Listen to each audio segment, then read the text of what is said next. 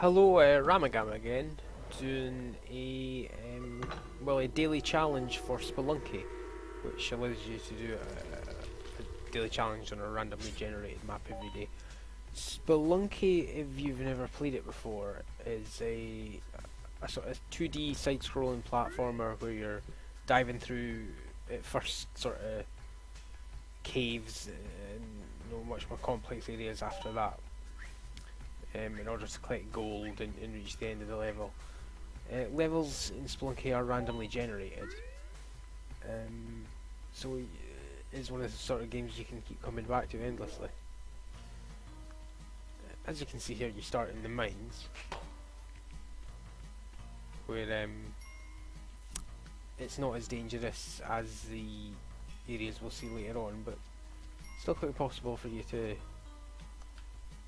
get killed if you're not paying attention. Now, one of the best parts of Spelunky is, because this is a daily challenge, many players around the globe will have played this exact map. So you can eventually compare yourself to a sort of global leaderboard. I'll not be worrying about rankings though, because like I say, Spelunky can be a very difficult game. First level's never usually much of a problem, but we'll see if things pick up when we get to level 2. There are 4 levels for each sort of area in Spelunky.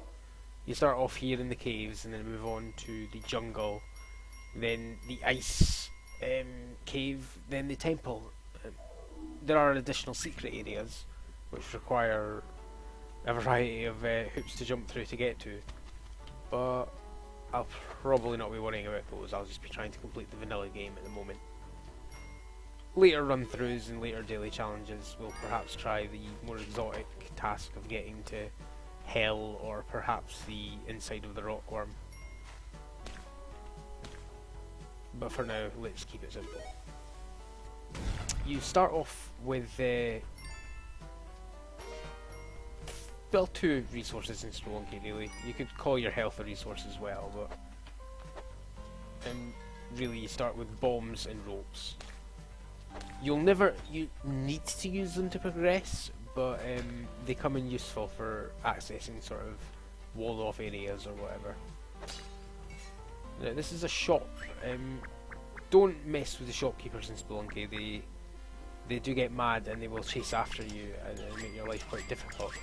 Instead, I'm just going to buy his entire selection of bombs, and then move on to the exit to the level.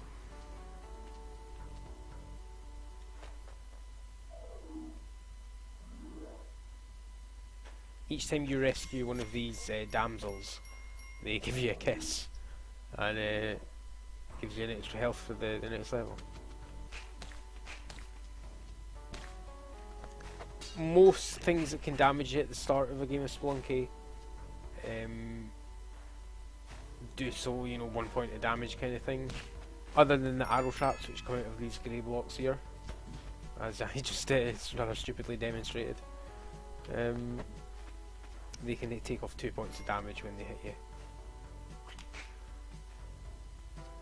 But we'll get to a point quite soon, once we start getting to the jungle and beyond, where regardless of how much health you have, any hit's lethal. Now, that chest over there is the start of a sort of pathway of items you can collect to eventually reach Hell and get the true ending for Spelunky. We won't bother with that. Oh, that was unfortunate. Like I say, I wasn't really paying attention there because the arrow rebounded off the wall and hit me, and I'm down to 1 point of damage. Like I say, we won't really be concerned with getting to Hell at this stage. We'll be happy to make it all the way to the temple and hopefully beat the sub-boss to get the beginning ending of Spelunky. I've just picked up a compass there, which will always point to the direction of the nearest door. Now, I should mention you only get 1 shot at each daily challenge in Spelunky. Once you die, that's your go over. The same with any sort of session of Spelunky you sit down to play. Once it's over, it was a randomly generated world, and it's it's gone. So if you're fortunate enough to find, say, a jetpack on the first level, or a large stash of bombs, then you've got to make the most of them.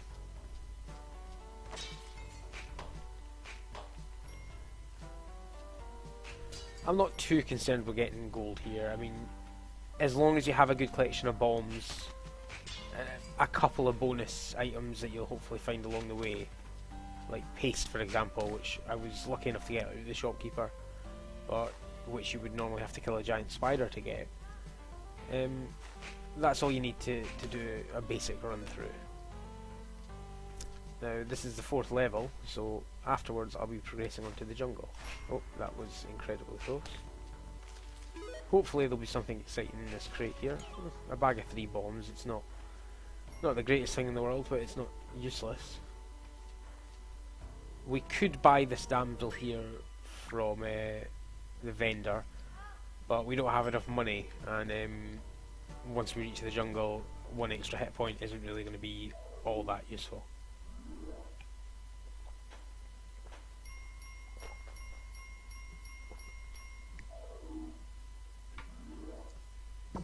The jungle gets a little more menacing. These frogs in particular, and these tiki traps as they're known, can rip you apart without so much as a warning.